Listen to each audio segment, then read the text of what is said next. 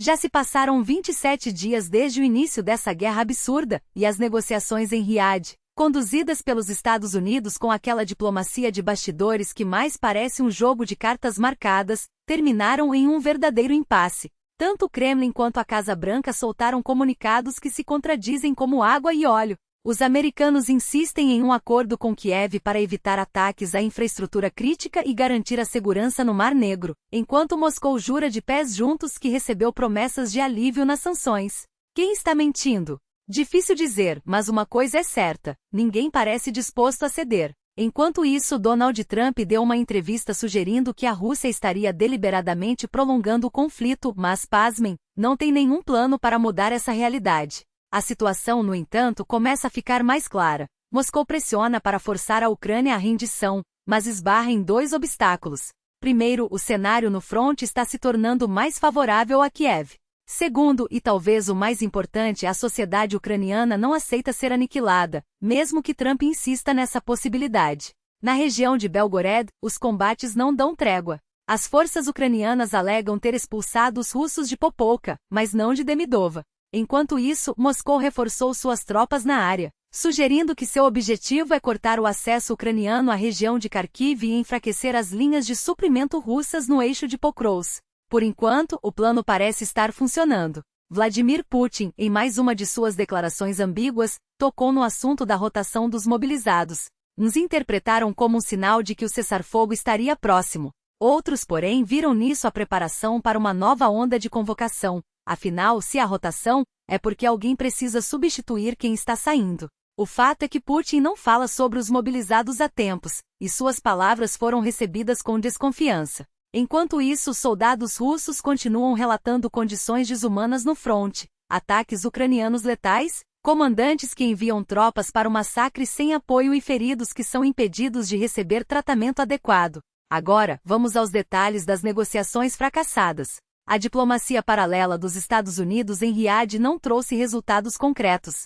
As partes concordaram em teoria com um cessar-fogo no Mar Negro, mas cada um saiu com sua própria versão do acordo. O Kremlin divulgou um comunicado afirmando que só cumprirá as promessas de não agressão se as sanções forem suspensas, incluindo restrições ao Roselkosban e outras instituições financeiras, além de medidas contra empresas exportadoras de alimentos, seguradoras e portos. Já a Casa Branca omitiu essa condição em seu próprio release. Volodymyr Zelensky não deixou barato. Em seu pronunciamento noturno, acusou a Rússia de tentar distorcer o acordo e enganar não só os mediadores americanos, mas o mundo inteiro. As declarações do Kremlin e da Casa Branca são claras. Qualquer um pode comparar e ver a diferença, afirmou. Ele também deixou claro que qualquer ataque russo terá uma resposta devastadora. Sobre a questão da liberdade de navegação, Zelensky foi além. Se o acordo fala em segurança no mar, isso inclui a infraestrutura portuária, alvo constante de drones e mísseis russos. Será que Putin não entende que não pode tocar nos portos ucranianos? Questionou. A Ucrânia, por sua vez, divulgou sua própria versão das negociações, reforçando o compromisso com a segurança da navegação no Mar Negro, mas com uma ressalva crucial. Qualquer movimento de navios militares russos fora de suas águas territoriais será considerado uma ameaça, dando a Kiev o direito de autodefesa. Curiosamente, essa cláusula não aparece no comunicado americano. Na prática, os navios russos já evitam se aproximar da costa ucraniana no oeste do Mar Negro, com medo de serem afundados, como já aconteceu antes. A dúvida é, onde exatamente começa o leste do Mar Negro, e quem definiu isso? Outro ponto sensível é a plataforma de gás Boyko Towers, controlada pela Rússia desde 2014 e localizada na parte ocidental do mar. A rotação das tropas russas que a protegem agora depende na prática da boa vontade de Kiev. Ou seja, se a Ucrânia decidir não respeitar o acordo, Moscou ficará em uma posição vulnerável. Se você quer ficar por dentro de tudo o que acontece nesse conflito, apoie nosso trabalho com um like, comente e se inscreva no canal. Também é possível contribuir financeiramente pelo Patreon ou Vinay. Os links estão na descrição, e cada nível de apoio traz benefícios exclusivos. E se você está cansado de bloqueios e censura, temos uma solução: o NVPN, um serviço de VPN desenvolvido por nossa equipe técnica. Com ele você acessa YouTube, Discord, Viber, Twitter, Instagram e veículos de imprensa independente sem restrições, decidindo por si mesmo o que assistir, ler ou ouvir. O NVPN funciona em vários países, mas nosso foco principal é a Rússia, onde os bloqueios são mais agressivos e os serviços de VPN tradicionais não dão conta. Além de ser seguro e confiável com suporte eficiente, ao adquirir o NVPN você também apoia nosso canal e garante mais conteúdo de qualidade. Os links para compra estão na descrição. Você pode pagar em rublos, via Telegram ou com cartões internacionais. Agradecemos a todos que já utilizam o serviço e convidamos quem ainda não experimentou a fazer parte desse movimento pela liberdade na internet. Agora voltemos ao que realmente importa, a guerra que não dá sinais de acabar. Tentou criar uma cortina de fumaça para desviar a atenção do que realmente está em jogo. Porque no fim das contas, o que a Rússia exige não é paz, é rendição disfarçada de negociação. Exigir o levantamento de sanções antes de qualquer cessar-fogo não é diplomacia, é chantagem. E o pior, eles sabem que uma vez cedendo, o Ocidente nunca mais terá força para reimpor essas medidas. É um precedente perigoso. Mostrar ao mundo que a agressão compensa, que basta invadir um país, bombardear sua infraestrutura e depois ditar as regras do jogo. Enquanto isso, a Ucrânia segue resistindo e provando que não precisa de acordos para sobreviver. O comércio de grãos? Quebrando recordes mesmo com o bloqueio russo. A segurança no Mar Negro? Garantida pelos próprios drones ucranianos que transformaram a frota russa em alvo fácil. E a energia? Mesmo sob ataques diários, o sistema se mantém de pé, graças à engenhosidade de quem se recusa a se ajoelhar. Então, pergunto, o que a Ucrânia ganharia com essa negociação? Absolutamente nada. Apenas a promessa de mais mentiras, mais bombardeios e mais exigências absurdas. E as promessas russas? Já sabemos o valor delas. Em março, Moscou garantiu que pararia de atacar infraestrutura civil. Resultado? 17 ataques apenas contra alvos energéticos nos dias seguintes.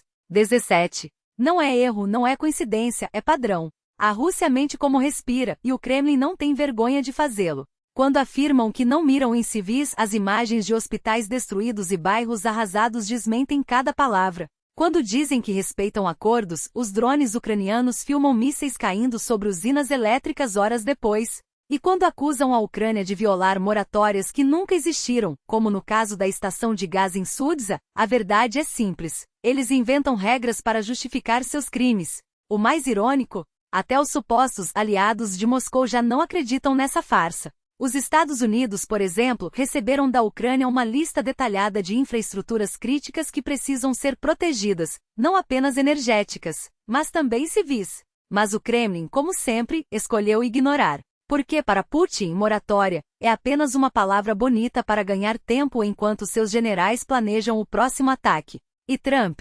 Bem, ele pode até acreditar nas promessas de paz, mas a história já mostrou que confiar na palavra de Moscou é como assinar um contrato com a areia. Não há nada para segurar. Enquanto isso, a guerra segue implacável, suja e sem fim à vista. A Rússia bombardeia terminais de petróleo no sul, acusa a Ucrânia de sabotar negociações e, ao mesmo tempo, publica listas intermináveis de alvos que supostamente estariam protegidos. Mas quem vai fiscalizar? Quem vai garantir que um hospital ou uma escola não serão os próximos? Ninguém.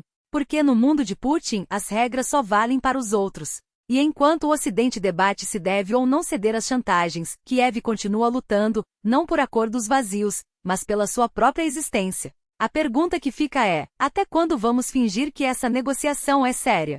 Até quando vamos aceitar que a Rússia dite os termos de uma paz que ela mesma não quer? A Ucrânia já provou que não precisa de piedade, precisa de armas, de apoio e da certeza de que o mundo não vai se curvar ao terror. Porque no fim, a única coisa que Putin entende é força. E a única linguagem que ele respeita é a da resistência. E o que, afinal, Putin está disposto a assinar? Nada. Absolutamente nada. Porque para ele negociar não passa de um teatro grotesco, um jogo de cena para enfraquecer a Ucrânia enquanto avança suas tropas. E o mais assustador? Há quem ainda caia nessa farsa. Veja o exemplo vergonhoso da administração anterior dos Estados Unidos, enquanto a Rússia bombardeava a infraestrutura energética ucraniana, destruindo hospitais e deixando milhões no escuro, Washington insistia em pintar Putin como um parceiro de paz.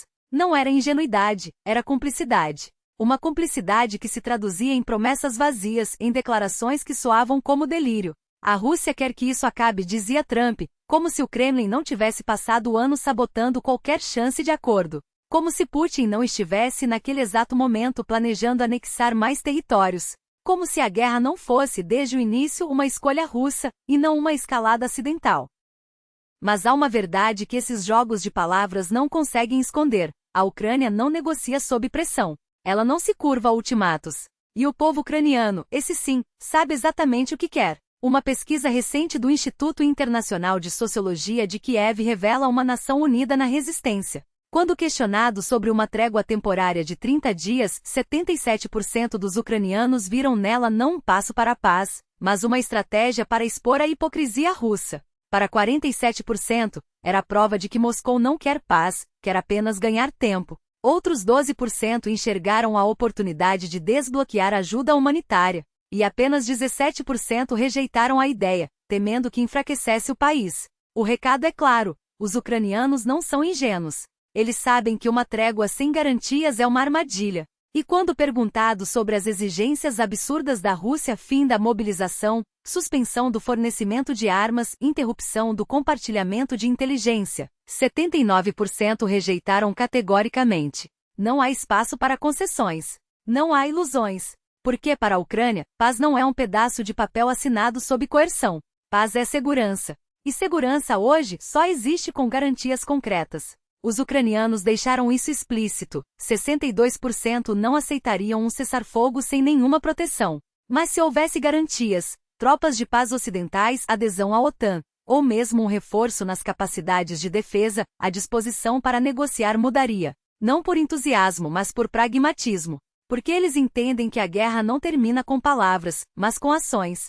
E que sem apoio a Ucrânia não recuará. Quando questionados sobre o que fariam se os Estados Unidos cortassem o suporte militar, 82% responderam: continuar lutando mesmo que sozinhos. Apenas 8% cogitaram a rendição. Enquanto isso, o Kremlin age como se a realidade fosse maleável. Suas demandas nas negociações não são propostas, são provocações. Fontes próximas ao governo russo admitem: Moscou não quer apenas as 4 regiões anexadas. Quer toda a Ucrânia. Quer reescrever fronteiras à força, como se a soberania de um país fosse moeda de troca. E o mais grotesco? Eles nem sequer escondem. Falam em integrar territórios que não controlam, em pressionar Kiev até que se submeta. Como se a Ucrânia fosse um peão, e não uma nação de 40 milhões de pessoas que escolheu resistir. A mensagem do povo ucraniano é inequívoca: eles não aceitarão uma paz imposta. Não aceitarão ser divididos. E não aceitarão que o mundo trate essa guerra como um conflito qualquer onde ambos os lados têm culpa. Porque não há equivalência entre quem invade e quem defende sua casa. Entre quem bombardeia civis e quem enterra seus mortos. Entre quem mente e quem luta pela verdade. O mandato de Zelensky é claro: negociar, sim, mas apenas em termos que preservem a dignidade da Ucrânia. E se a Rússia insiste em jogar sujo, se os Estados Unidos vacilam, se a Europa hesita, uma coisa é certa: a Ucrânia não baixará a guarda. Porque no fim, a única paz que vale é aquela conquistada com coragem, não com rendição. A ocupação militar e a anexação forçada de regiões ucranianas. Ou Trump pressiona para que recuem, ou nos empurram para negociações intermináveis, enquanto usam a força bruta para consolidar o controle. Esse é o pior cenário possível. Porque atravessar rios sob fogo é uma operação sangrenta, como qualquer estrategista sabe, mas que alguns burocratas em gabinetes climatizados parecem ignorar. Basta lembrar Kherson. Quantas vidas foram perdidas tentando cruzar o Dnipro? Quantos blindados afundaram? Quantos soldados caíram sob fogo de artilharia? A ofensiva russa está estagnada, com perdas colossais e equipamentos reduzidos à sucata. Mas claro, sempre há quem sugira alternativas criativas: atacar outra região, como Dnipropetrovsk ou Sumi, e depois oferecer um troca por Kherson. Como se territórios fossem fichas em um jogo de pôquer. Os números não mentem. Em fevereiro, a Rússia controlava 98,6% de Luz, 62% de Donetsk, 72% de Zaporíjia e 70% de Kherson. Mas avançar? Nem mesmo os analistas mais otimistas do Kremlin acreditam nisso.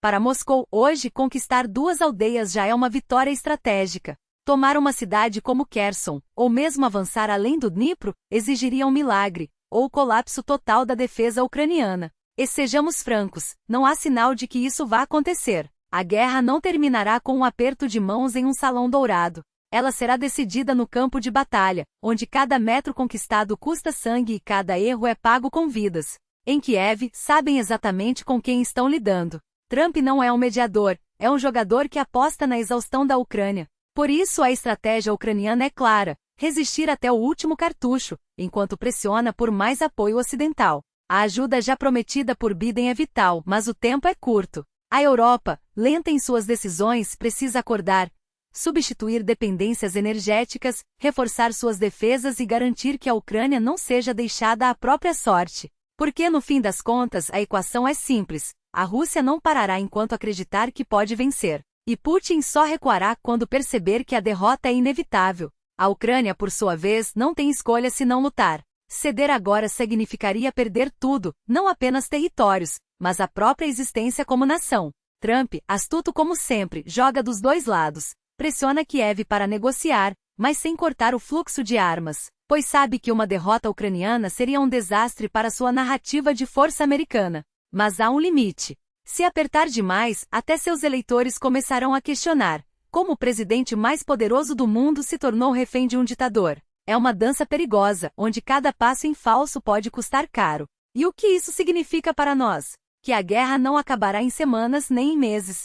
Será um conflito prolongado, onde cada lado testará os limites do outro. Haverá discursos sobre paz, negociações de fachada e promessas vazias. Enquanto isso, as bombas continuarão caindo, as trincheiras se encherão de novos corpos e a linha de frente se moverá centímetro a centímetro. A única certeza é que a vitória não virá de palavras, mas de ação, e de quem estiver disposto a pagar o preço mais alto.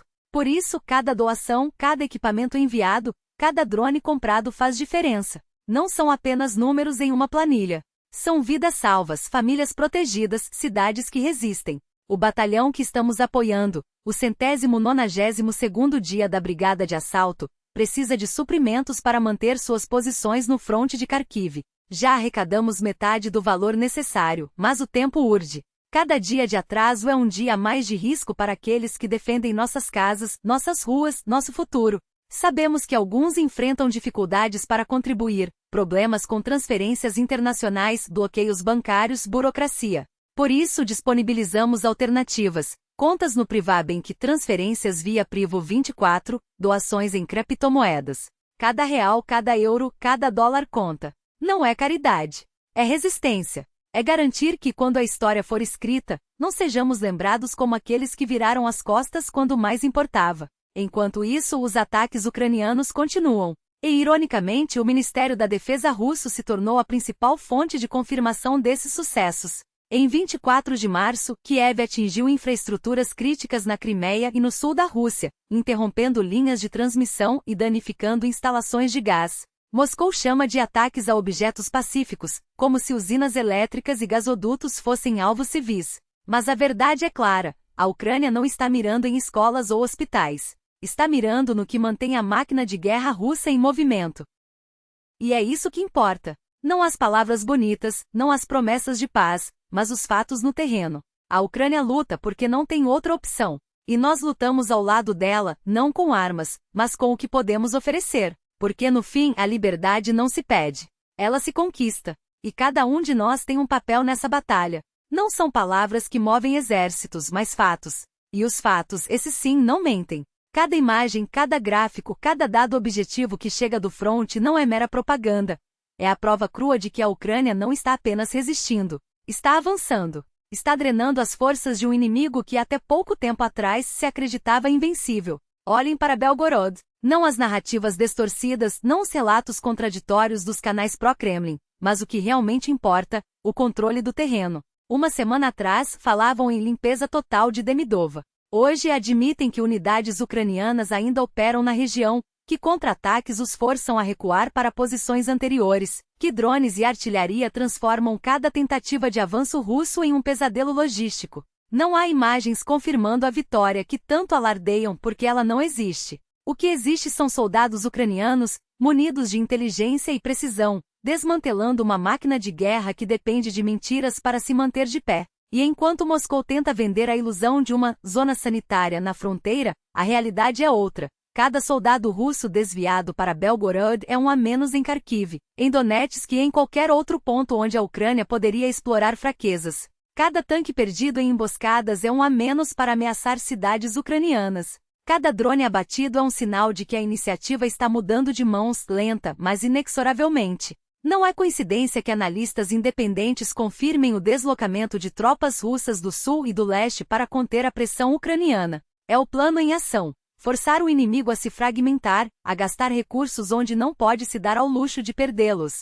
Mas há algo ainda mais revelador nesses dias de combate: a forma como a Rússia reage quando a verdade escapa de seu controle. Ana Prokofieva, jornalista do Primeiro Canal, não morreu em combate como tentam vender. Ela estava lá, no meio do caos, sem colete à prova de balas, sem identificação clara, sem a proteção que qualquer profissional de imprensa merece porque, para o Kremlin, jornalistas são apenas peões descartáveis em sua guerra de narrativas. Quando a realidade os desmascara, recorrem ao cinismo. Foi um acidente, não havia como distingui-la dos soldados.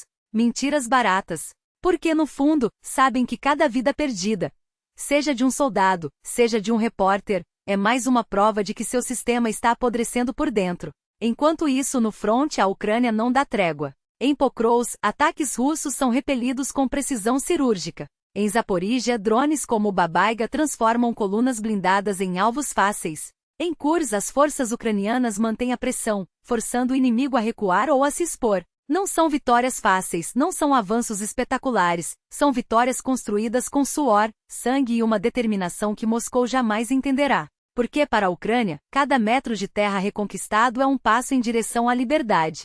Para a Rússia, cada metro perdido é mais uma rachadura em seu império de ilusões. E é por isso que não podemos desviar os olhos. Não quando cada drone abatido, cada tanque destruído, cada soldado russo forçado a recuar é um golpe na máquina de guerra que ameaça não apenas a Ucrânia, mas o mundo livre. Não quando cada jornalista morto, cada civil bombardeado, cada mentira propagada é um lembrete de que essa luta não é apenas por território, é por valores, por humanidade, por um futuro onde a força não dita as regras, mas a justiça.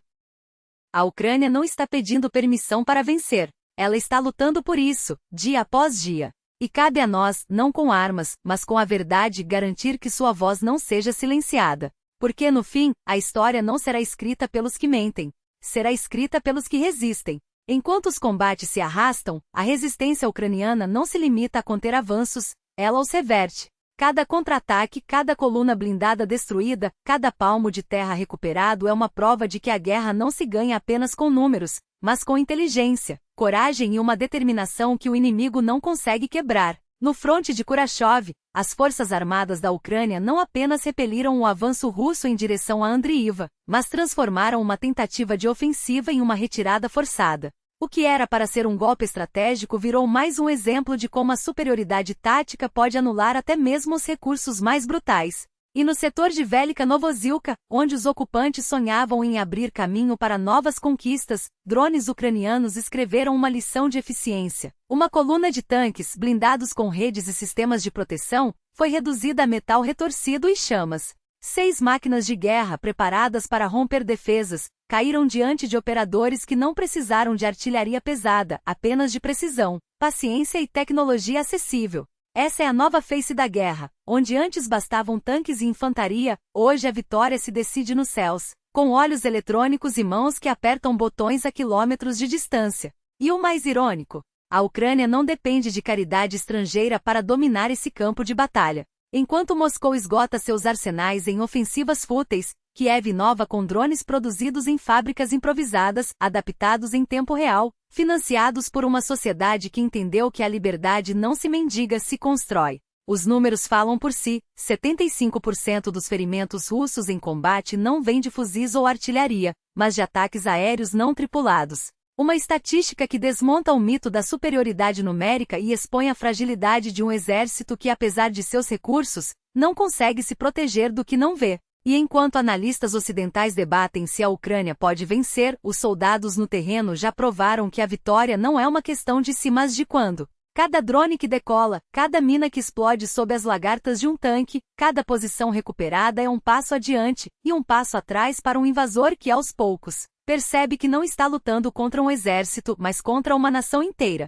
A estabilização do fronte não é sinal de fraqueza, mas de estratégia. Enquanto a Rússia queima suas últimas reservas em ataques desordenados, a Ucrânia fortalece suas linhas, aperfeiçoa suas táticas e espera. Porque a guerra não se decide em um dia, mas na capacidade de resistir quando o inimigo já não tem mais o que gastar. E quando esse momento chegar, e ele chegará, a história não lembrará dos generais que ordenaram invasões, mas dos que souberam dizer não até o fim. Uma nação inteira. A esmagadora maioria dos drones enviados para a linha de frente é produzida aqui na Ucrânia, com recursos do próprio orçamento nacional ou financiados por doações de voluntários, um tributo à resiliência de quem, como Sergei Sternenko, transforma sacrifício em ação. No terceiro ano de guerra, o país não apenas aprendeu a dominar a batalha com armas nacionais, mas também a transformar essa capacidade em uma vantagem estratégica. Cada drone fabricado, cada peça de artilharia reparada, cada veículo blindado restaurado são cartas na mão de Kiev nas mesas de negociação.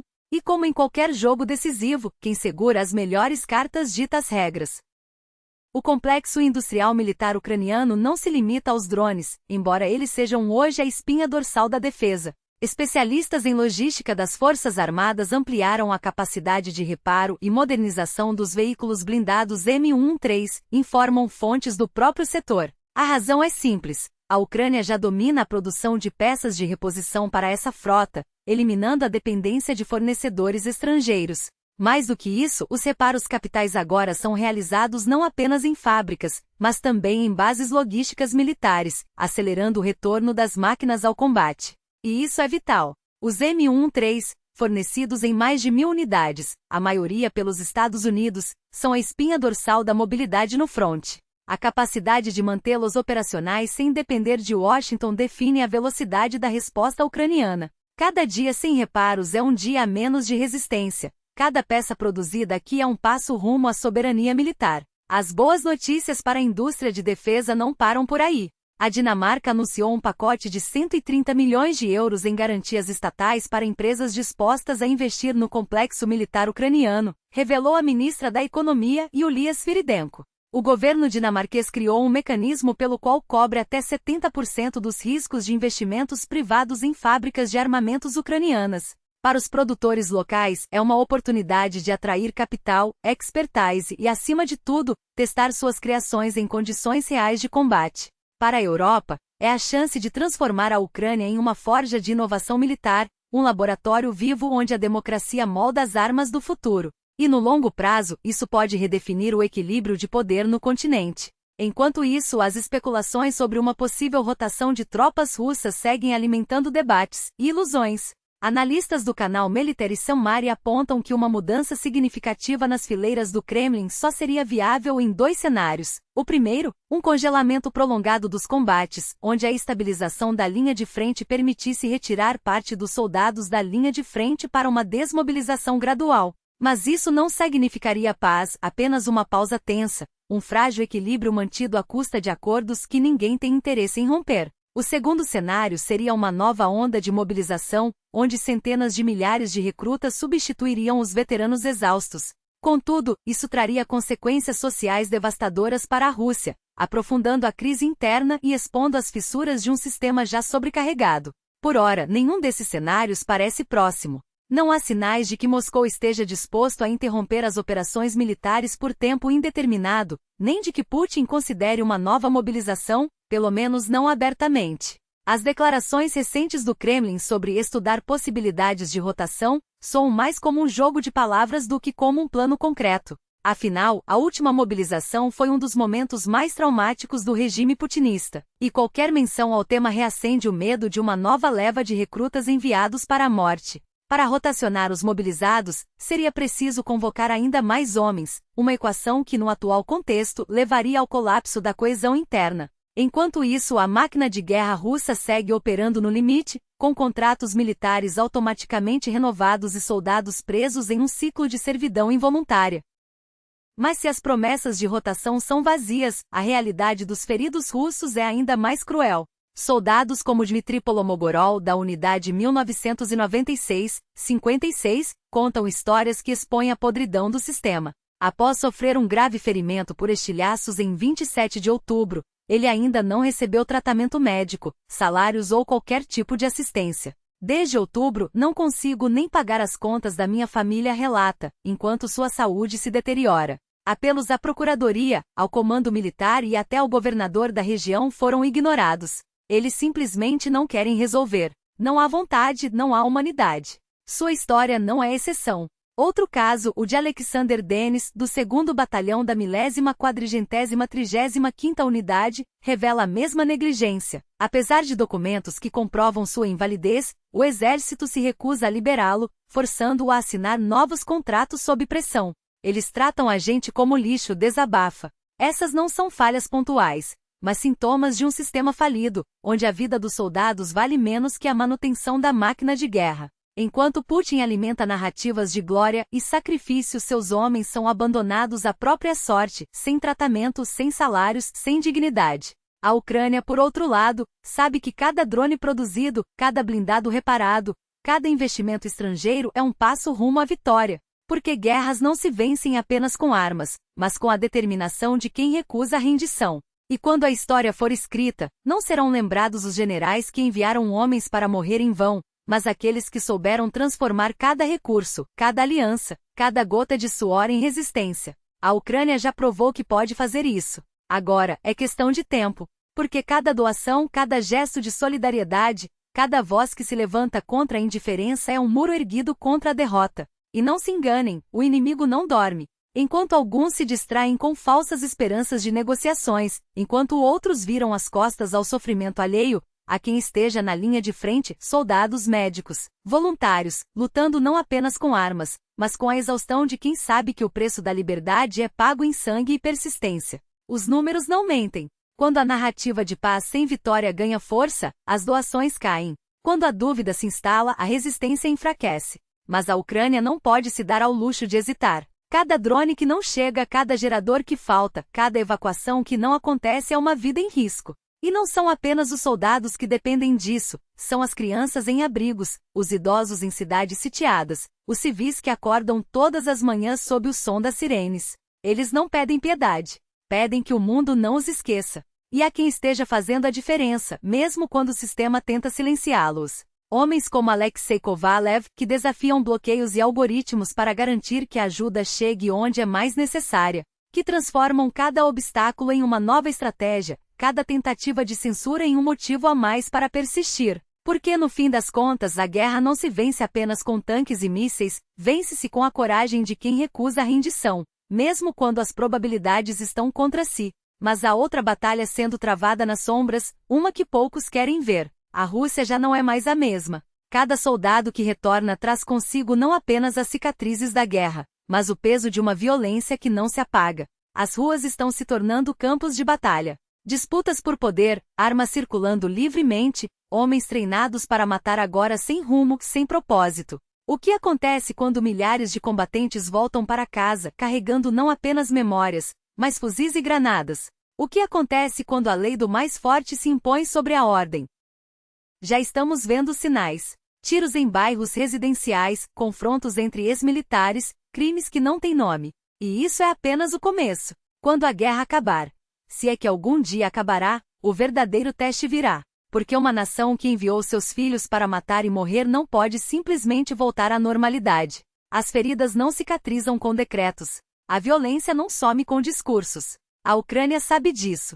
E por isso luta não apenas por seu território, mas por seu futuro. Porque a verdadeira vitória não está em reconquistar cidades, mas em garantir que, quando a poeira baixar, haja algo pelo que vale a pena viver. E isso começa agora. Com cada doação, cada gesto de apoio, cada voz que se recusa a se calar. Porque a história não perdoa os indiferentes. E quando as páginas forem escritas, não serão lembrados aqueles que viraram as costas, mas aqueles que escolheram ficar e lutar.